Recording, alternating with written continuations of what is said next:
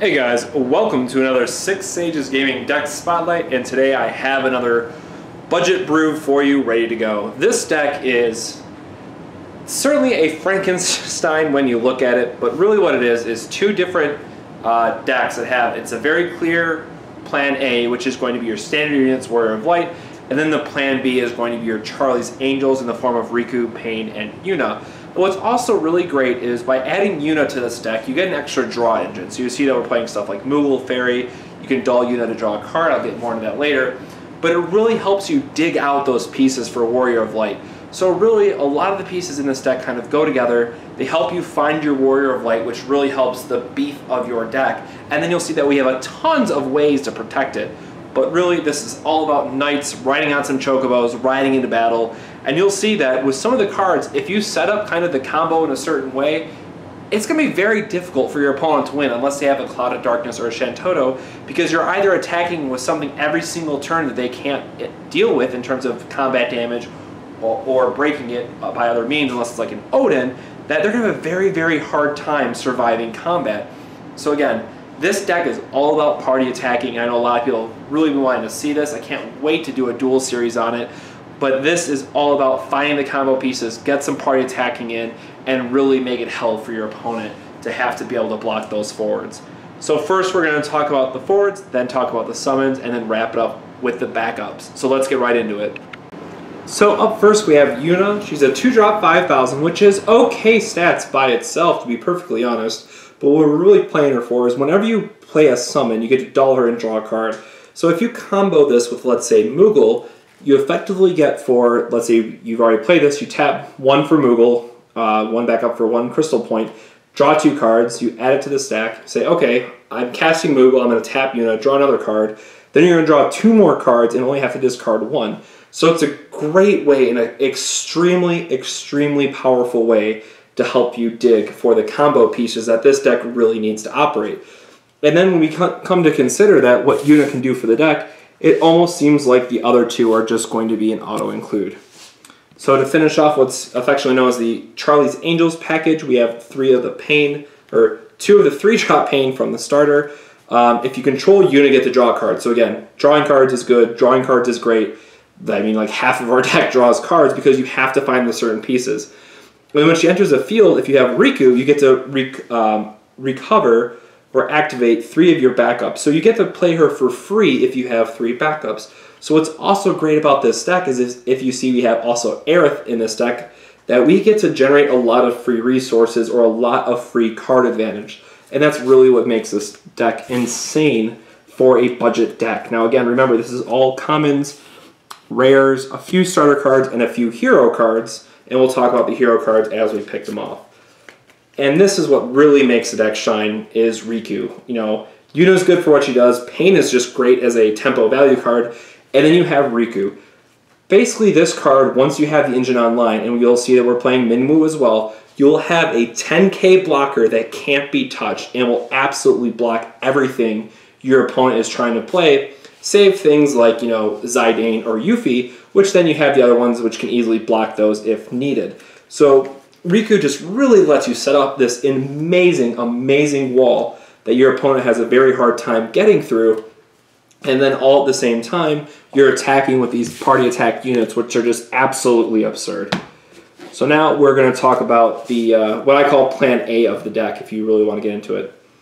We have knights, we have birds, we have knights and chocobos, but up first, you'll see that we're playing 5 1-drops, which is the most I've ever played in a deck, and probably will ever play. But 1-drop knight, not that exciting at 3k. I mean, it is cheeky that it can block Yuffie, Zidane, and all those cards in a snow if needed, which is all of those things are relevant. And then we play Maria, which buffs him by 1,000, so then it becomes a 4k. And you'll see that that power stacking is really, really great. But whenever he forms a party, the other forward doesn't take damage. So you get the combo with, let's say, a Chocobo, so you can increase his power. What I really love doing is combining it with Mime, which I'll talk about in a minute. So you just keep drawing and drawing and drawing and drawing and drawing cards as you play this deck, and it really helps you dig for those pieces. But I really want to build a deck more focused on the knights. So then we have our other 1-drop, which is the first Chocobo. We do play the full 6, 3 and 3, because Oh, this card is insane. So when Chocobo forms a party, and all the forwards in that party then gain plus 2,000 for the 1-drop until end of turn. So again, to keep in mind with party attacking, you combine their powers together, and that's how much damage they're dealing, but your opponent does assign damage back to each one of them. But basically what this allows you to do is add a total of 4,000 power just from the effect, because each one gains that power. So it doubles. All these effects double, which is really, really good if your opponent is playing, you know, this mid-range or grindy decks that play all these bombs, because you're attacking with all these 1 or 2 cost guys that they can only kill one of them in most cases because of how much the power is boosting. So it's very hard for your opponent to come out of that block favorably. Moving into our 2-drops, we have, again, one of the cards that I absolutely love because I love drawing cards and because it's also insane. What makes Mime so great is whenever it forms a party, it draws a card. So that's fine. But what really is important that you have to remember is that parties can only happen with the same color. So the Chocobos can technically only go with Chocobos, or the Mime, if you will. The Knights can only go with the Geomancers, Warrior Lights, and things like that. So that is something to take into consideration for the deck. So, you know, it's a little bit of a misnomer that's saying Knights running Chocobos. I wish they could, but that is the one requirement of party attacks, is they have to have the same element. And that's why you have a card like Mime, which can get around that, and lets you combine it with the Chocobos, which again, that is probably the most powerful combination that you're going to be making in this deck, because you can pump them both by 3,000. You can make both of them a 7K, and then you make an 8K with Maria, and it's very hard for your opponent to interact with that. And again, it's a very low cost investment that's going to draw you a card every single time it attacks. So Mime really does a lot of heavy lifting for the deck. Then up next we have Knight. Again, the same thing as the other Knight. So this is where it gets interesting. Now, the reason why the Knights are so good is because if you have the 2 cost and the 1 cost, they do form a party that cannot be broken. So that's another part of this deck that really comes in handy. You have an 8K attacker that cannot be broken.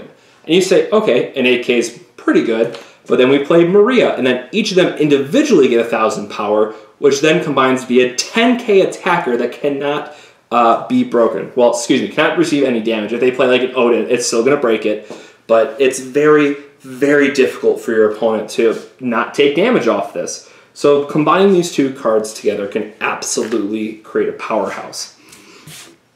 So Knights of the Round Table is certainly a very real thing, or a very real part of this deck. And then again, we have Chocobo, the 3-drop, which again is a standard unit. It's going to get buffed by your Warrior of Light, which you reach insane power numbers, because this Chocobo gives them +3, your Warrior of Light will give them +2, then you have Maria, which gives them both another +1. You are hitting very, very, very hard in this deck. And again, if your opponent can somehow survive that, I am very impressed with that combat damage.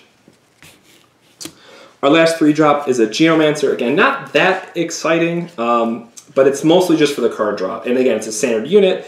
So in a perfect world, it becomes an 8K first striker, or 9K, that when it dies, it draws you a card. So if you get out Warrior of Light, and you have this just kind of chilling on the field, it can do a lot of heavy lifting for you, again, becoming a wall, and also it replaces itself. And again, in a deck that is very key piece oriented, like Knights have to attack with Knights unless it's Mime, Chocobos with Chocobos unless it's Mime again, or the Chocobos can go with Pain, which is also very, very good because she's normally underpowered.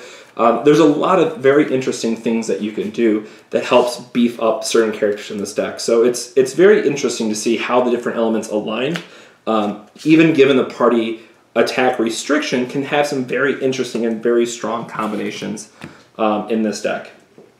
Now, normally running a 3-of for a card that doesn't have a special outlet or a special discard to get rid of extra copies would be a no-no, but Warrior of Light is just so critically important for this deck that, again, all your standard unit forwards gain plus 2,000 and first strike. So when you're party attacking, you're essentially giving them plus 4,000 power by playing this, and they get first strike. Again, once we add Minwu into this mix, your opponent's not getting through it. So in a perfect world, you're going to be playing like Chocobo and Mime together, preferably the 3-drop.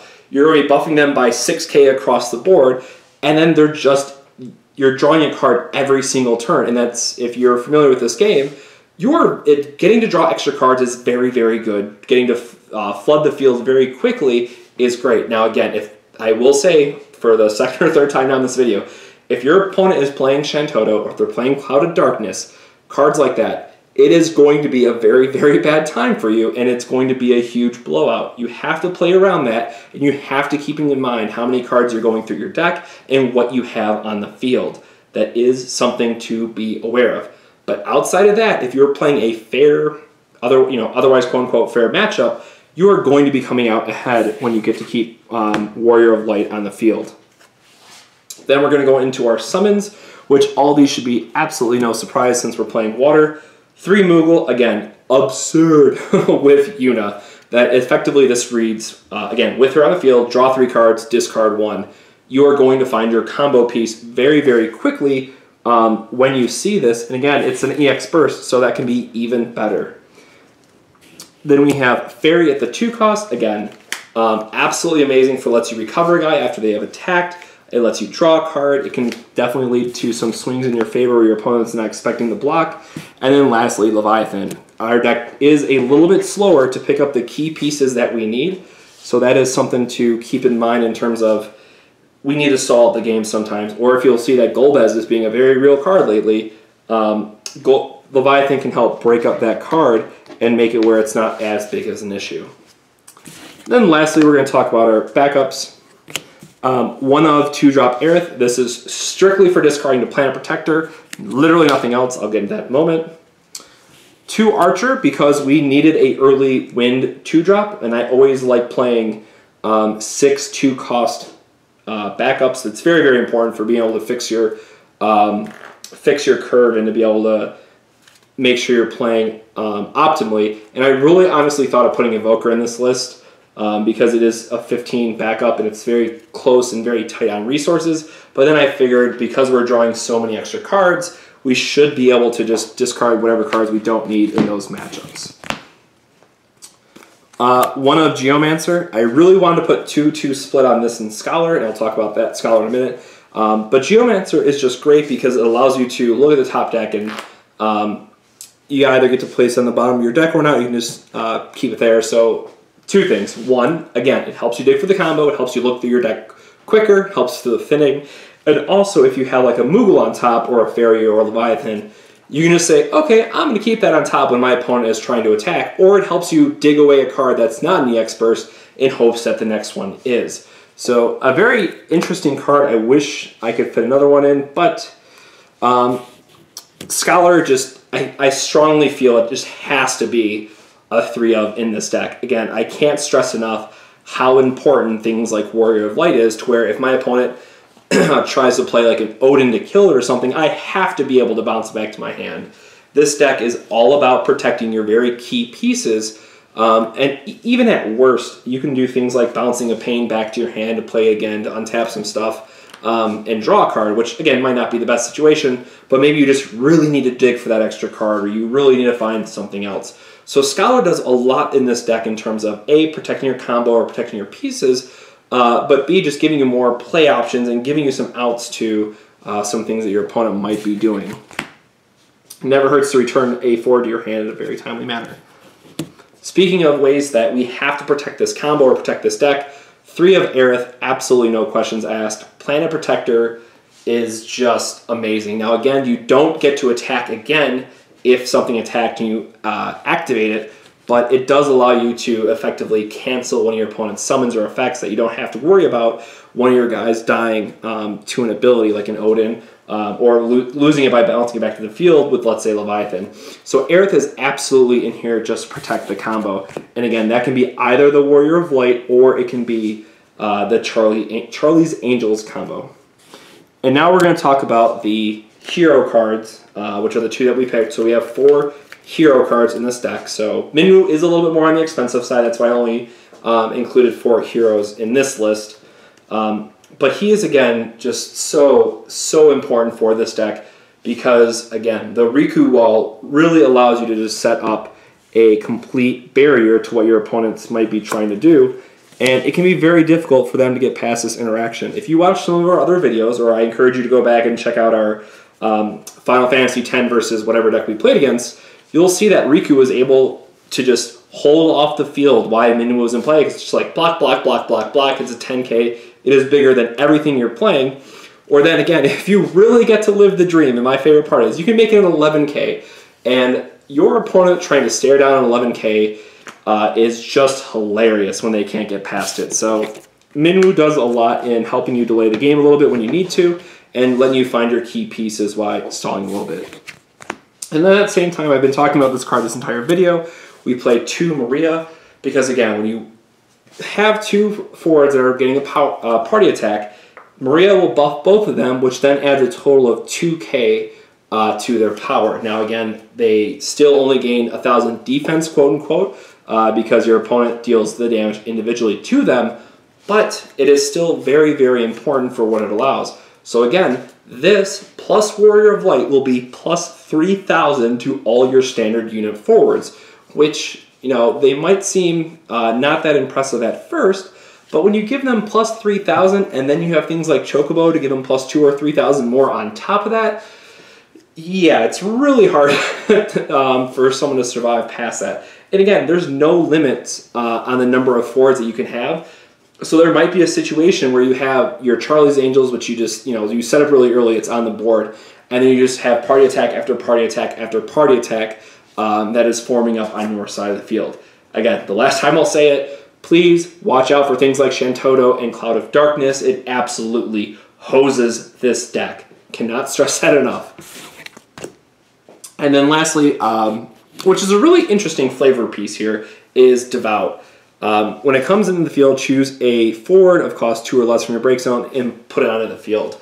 So this lets you get back either your Knights, your Mimes, your Chocobos. We play a lot of valid targets for this card, and surprisingly enough, it is really all about getting the Mime back or some of the Chocobos, just because of the power that they add to the field, or because of they let you draw the extra card. You maybe need to dig for a Warrior of Light or something to that effect. So I love this card because I've really been wanting to play it more, and we just didn't have the options for it in terms of what was really good to get back with it. But this deck having, I don't know, the 10 targets or whatever it is, you're always going to have something that you want to get back that's going to be a key piece for you in the deck, and always getting back something else to party attack with is absolutely great. So there you have it, guys. Here's our more hybrid Knights riding Chocobos, Knights and Knights, Chocobos and Chocobos, Mimes and Chocobos. Party attack deck is basically what this is. I really hope you enjoyed it. You know, we really want to do more budget brews like this, and we will be doing budget brews dual series very, very soon. We're actually hoping to record one this week. It would be this deck versus the Mono Lightning or the Dragoon Rush list that we recorded. So if you're interested in a Gilgamesh Mono Lightning budget deck, check out our video from this past Monday. That's up on the channel as well, and that's going to be a great starting point if you really love cards like Gilgamesh and Odin's. And that is personally one of my favorite decks to build, because I love just being able to just break anything off of for free with the 7-cost Odin is so good. So thank you very much for watching, guys. Really hope you enjoyed this video. Let us know what kind of changes that you would make in the comments down below. Of course, like, comment, subscribe, all that good stuff. It really helps us get the word out there and help spread the word of Final Fantasy trading card game. And if you have a friend who absolutely loves Chocobo, show them this video. There's more Chocobos coming out, and we probably will have an entire deck based around Chocobos in the near future. And you know what? I can't wait. So thank you very much for watching, guys. Absolutely love the support, and we'll catch you on the next 6 Sages Gaming Budget Brew. Have a good one.